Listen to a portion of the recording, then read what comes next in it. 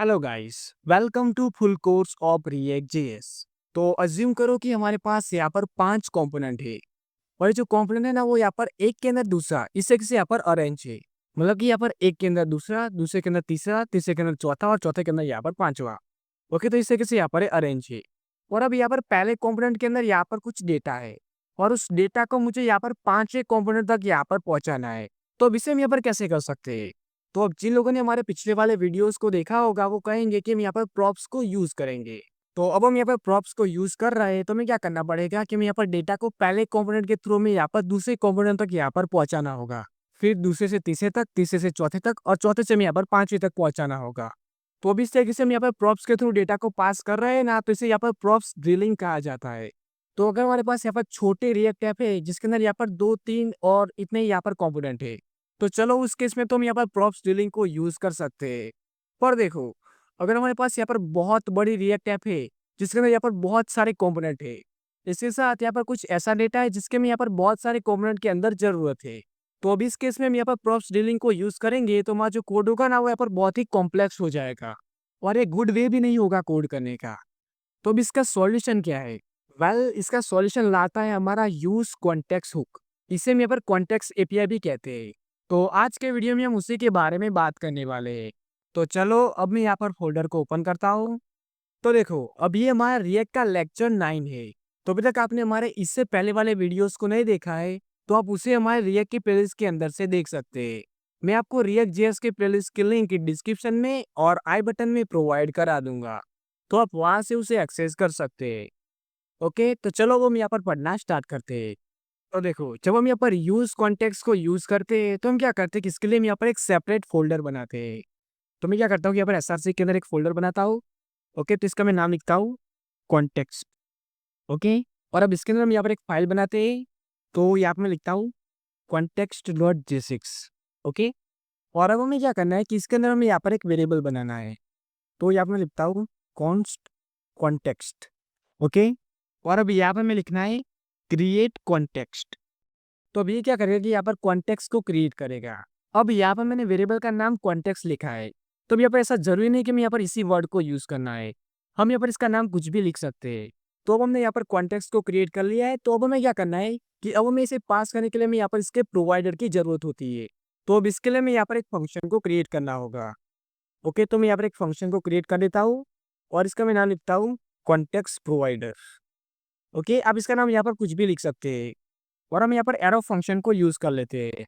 Okay, और अब इसके अंदर हमें यहाँ पर रिटर्न बनाना है और अब इसके अंदर हमें यहाँ पर कॉन्टेक्स्ट के प्रोवाइडर को यूज करना है। तो अभी जो होगा ना उसे हम यहाँ पर कॉम्पोनेंट की तरह यूज कर सकते हैं। तो मैं क्या करता हूँ कि अपने लिखता हूँ कॉन्टेक्स्ट।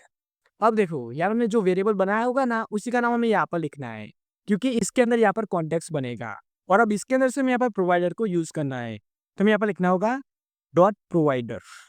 ओके, और अब इसे हम यहाँ पर टैग की तरह क्लोज कर देते हैं। ओके, तो अभी जो प्रोवाइडर होगा ना वो क्या करेगा कि हमारा जो डेटा होगा ना उसे पास करवाने में हेल्प करेगा। तो अब हम यहाँ पर डेटा को कैसे पास करते हैं, तो चलो अब हम यहाँ पर इसकी बात करते हैं। तो मैं क्या करता हूँ कि पहले मैं यहाँ पर एक यूज स्टेट को क्रिएट करता हूँ। ओके, और इसका मैं नाम लिखता हूँ डेटा और इसके फंक्शन को मैं यहाँ पर कैमल केस के अंदर कर देता हूँ और अब इसकी वैल्यू के अंदर हम यहाँ पर स्ट्रिंग को पास कर देते हैं। ओके, तो यहाँ पर मैं लिखता हूँ IMP डेटा। ओके, मान लो कि जो डेटा है ना वो यहाँ पर बहुत ही इंपॉर्टेंट है और अब उसे मैं यहाँ पर ग्लोबल बनाना है जिससे कि हम यहाँ पर सभी जगह पे इसे यूज कर पाए। तो अब उसके लिए हमें क्या करना है कि जो हमारा प्रोवाइडर है ना इसके नाम यहाँ पर एक एट्रीब्यूट को यूज करना है और इसका नाम है यहाँ पर वैल्यू। तो अब यहाँ पर हम जिसे ग्लोबल बनाना चाहते हैं उसे मैं यहाँ पर इसके अंदर पास करना है। ओके, तो मैं यहाँ पर डेटा नाम की स्टेट को यहाँ पर पास कर देता हूँ। ओके, तो अब हमने यहाँ पर डेटा को भी पास कर दिया है। तो अब हमें यहाँ पर इसे ग्लोबल बनाना है तो हमें क्या करना होगा कि ये जो हमारा फंक्शन है ना उसके थ्रू हमें यहाँ पर ऐप को रैप करना होगा, पर इससे पहले मैं यहाँ पर इसे एक्सपोर्ट भी करना होगा। ओके, तो मैं यहाँ पर इसे एक्सपोर्ट कर देता हूँ और यहाँ पर मैं इसे भी एक्सपोर्ट करना होगा। ओके, तो इसे भी मैं यहाँ पर एक्सपोर्ट कर देता हूँ। ओके, और अब हम यहाँ पर इस फंक्शन को कंपोनेंट की तरह यूज करते हैं और हमारी ऐप को रैप करते हैं। तो उसके लिए मैं यहाँ पर मैन डॉट जेसिस के अंदर जाता हूँ और जो स्ट्रिक्ट मोड है ना उसे मैं यहाँ से निकाल देता हूँ। ओके, और अब इसे हमारे फंक्शन से रैप करते हैं। ओके, तो मैं यहाँ पर कॉन्टेक्स्ट प्रोवाइडर को यूज करता हूँ। ओके, तो देखो यहाँ पर ऑटो सेशन में आ रहा है तो मैं इसे यहाँ से डायरेक्टली यूज कर देता हूँ और इसे मैं यहाँ पर क्लोज कर देता हूँ। ये स्ट्रिक्ट मोड को भी मैं यहाँ से निकाल देता हूँ और अब यहाँ पर हम ऐप को रैप कर देते हैं। ओके, तो भी यहाँ पर हमारा डेटा ग्लोबल हो जाएगा। तो हम यहाँ पर उसे सभी जगह पे यूज़ कर सकते हैं।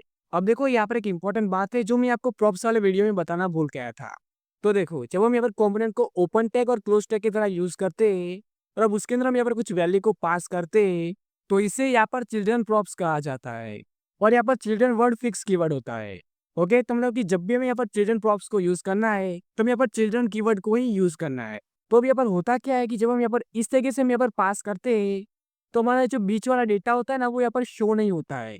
और अगर हमें यहाँ पर इसे शो करवाना है तो हमें यहाँ पर चिल्ड्रन प्रॉप्स को यूज़ करना होता है। तो अब इसे हम यहाँ पर कैसे शो करवाते हैं, तो चलो हम यहाँ पर इसकी बात करते हैं। तो अब उसके लिए हमें क्या करना होगा कि जो हमारा कंपोनेंट है ना, तो इसके अंदर हमें यहाँ पर जाना है। ओके, तो मैं यहाँ पर इसके अंदर जाता हूँ और अब इसके पैरामीटर के अंदर हमें यहाँ पर चिल्ड्रन प्रॉप्स को डिस्ट्रक्चर करना है।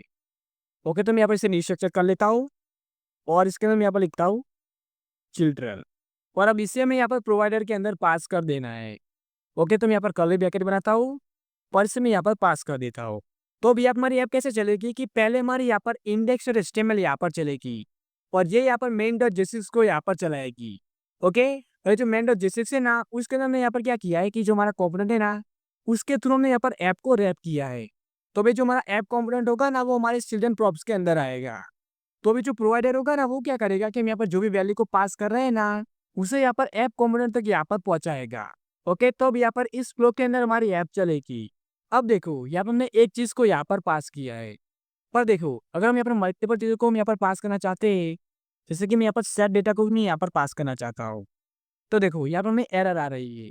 तो अगर हमें यहाँ पर मल्टीपल चीजों को हमें यहाँ पर पास करना है तो हम क्या करते हैं कि हम यहाँ पर एक ऑब्जेक्ट क्रिएट करते हैं। तो मैं क्या करता हूँ कि यहाँ पर मैं एक ऑब्जेक्ट बनाता हूँ, लेट ओबीजे इक्वल टू, और अब यहाँ पर हम जितने भी चीजों को पास करना चाहते हैं ना उसे मैं यहाँ पर लिखना है। तो यहाँ पर मैं लिखता हूँ डेटा, उसके बाद यहाँ पर मैं लिखता हूँ सेंड डेटा, और अभी जो वैल्यू है ना उसके अंदर मैं यहाँ पर इस ऑब्जेक्ट को पास कर देना है। तो यहाँ पर मैं लिखता हूँ ओबीजे। तो अब यहाँ पर हमारे दोनों चीजें ग्लोबल हो जाएगी। ओके, और अब हम यहाँ पर कोई वेरिएबल को पास करना चाहते हैं तो उसे भी हम यहाँ पर कर सकते हैं। ओके, तो चलो मैं इसे आपको एक्सेस करके दिखाता हूँ। तो मैं यहाँ पर ऐप डॉट जेएसएक्स के अंदर जाता हूँ। तो अब इसे यूज करने के लिए मैं क्या करना होगा कि इसे मैं यहाँ पर यूज कॉन्टेक्स्ट के अंदर से यहाँ पर डिस्ट्रक्चर करना पड़ेगा। ओके, तो यहाँ पर मैं लिखता हूँ लेट, और हम यहाँ पर डेटा को डिस्ट्रक्चर करते हैं और अभी जो यूज कॉन्टेक्स्ट है ना उसके अंदर मैं यहाँ पर कॉन्टेक्स्ट की वैल्यू को पास करना है। तो यहाँ पर मैं लिखता हूँ कॉन्टेक्स्ट। ओके, हमने यहाँ पर जो कॉन्टेक्स्ट क्रिएट किया था ना उसे मैं यहाँ पर पास करना है। आपने यहाँ पर जो भी नाम लिखा होगा ना उसे आपको यहाँ पर पास करना है। ओके, और हम यहाँ पर जितने भी चीज़ों को यूज़ कर रहे हैं ना तो सभी चीज़ें यहाँ पर ऊपर इंपोर्ट भी होनी चाहिए, वरना हमें यहाँ पर एरर आएगी। तो भी यहाँ पर हमने डेटा को एक्सेस कर लिया है, तो चलो वो हम यहाँ पर इसे यूज़ करते हैं। तो मैं यहाँ पर इस बटन के बाद यहाँ पर मैं एक पी टैग बनाता हूँ और इसके अंदर मैं यहाँ पर इसे पास कर देता हूँ। ओके, इसके ऊपर हम यहाँ पर स्टाइल को अप्लाई करते हैं। तो यहाँ पर मैं लिखता हूँ टेक्स्ट टू एक्सेल। अब इसे सेव करते हैं और अब हम इसका आउटपुट देखते हैं। तो मैं यहाँ पर टर्मिनल को ओपन करता हूँ और यहाँ पर मैं लिखता हूँ npm run dev। तो अब इसे मैं यहाँ पर ओपन करता हूँ। ओके, तो यहाँ पर आउटपुट नहीं आ रहा है, तो मैं यहाँ पर चेक करता हूँ कि क्या एरर है। तो हमने यहाँ पर कॉन्टेक्स्ट वाली फाइल के अंदर हमने यहाँ पर यूज स्टेट को डिफाइन नहीं किया है। ओके, तो मैं यहाँ पर इसे ठीक करता हूँ। ओके, हमने यहाँ पर इसे इंपोर्ट नहीं किया था, तो मैं यहाँ पर इसे इंपोर्ट कर देता हूँ। अब इसे सेव करते हैं और अब हम इसका आउटपुट देखते हैं। तो अब यहाँ पर एरर गायब हो चुकी है। ओके, तो देखो यहाँ पर हमारा जो डेटा था ना वो यहाँ पर आ चुका है। ओके, तो इस तरीके से हम यहाँ पर कॉन्टेक्स्ट एपीआई को यूज करते हैं। अब देखो यहाँ पर हमने क्या किया था कि हमने यहाँ पर यूज कॉन्टेक्स्ट को यूज किया है। तो अब इसके लिए हमें यहाँ पर दो चीज़ों को यहाँ पर इंपोर्ट करना पड़ रहा है। एक हमारे यहाँ पर कॉन्टेक्स्ट को, और इसके साथ हमें यहाँ पर यूज कॉन्टेक्स्ट को भी हमें यहाँ पर इंपोर्ट करना पड़ रहा है। ओके, तो इसका भी यहाँ पर एक शॉर्टकट है। हम क्या कर सकते हैं कि हम एक फंक्शन बना सकते हैं। तो यहाँ पर मैं एक फंक्शन बनाता हूँ कॉन्स्ट ऑथ कॉन्टेक्स्ट।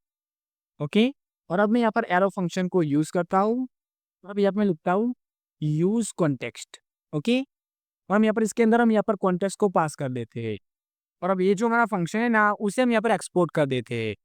ओके, तो अब इससे क्या होगा कि हम यहाँ पर यूज कॉन्टेक्स्ट को हम यहाँ पर यूज कर रहे हैं ना, तो अब इसे हमें यहाँ पर यूज नहीं करना पड़ेगा। तो इसको मैं यहाँ से निकाल देता हूँ और हमने यहाँ पर इसे इंपोर्ट किया था ना तो उसे भी मैं यहाँ से निकाल देता हूँ। यूज कॉन्टेक्स्ट को भी मैं यहाँ से निकाल देता हूँ। ओके, और अब यहाँ पर हमने जो फंक्शन बनाया था ना उसे मैं यहाँ पर कॉल करना है। ओके, तो यहाँ पर मैं लिखता हूँ ऑथ कॉन्टेक्स्ट। तो अभी भी यहाँ पर ये ठीक से वर्क करेगा। तो इसे मैं यहाँ पर सेव करता हूँ और अब हम इसका आउटपुट देखते हैं। तो देखो अभी भी मैं यहाँ पर इसका आउटपुट दिखाई दे रहा है। ओके, इसे मैं आपको रिफ्रेश करके दिखाता हूँ। तो देखो स्टिल यहाँ पर हमें आउटपुट दिखाई दे रहा है। ओके, तो हम यहाँ पर इस तरीके से भी हम यहाँ पर इसे यूज़ कर सकते हैं। सो गाइस, ये था हमारा आज का वीडियो। आपको वीडियो कैसा लगा आप मुझे कमेंट करके ज़रूर बताना, और आपको यहाँ पर कोई डाउट है तो आप उसे भी मुझे कमेंट करके बता सकते हैं। और अभी तक आपने हमारे चैनल को सब्सक्राइब नहीं किया है तो प्लीज़ सब्सक्राइब कर देना, जिससे कि हमारे आने वाले सभी वीडियोज़ की नोटिफ़िकेशन आपको मिलती रहे। So guys, don't forget to subscribe and thanks for watching.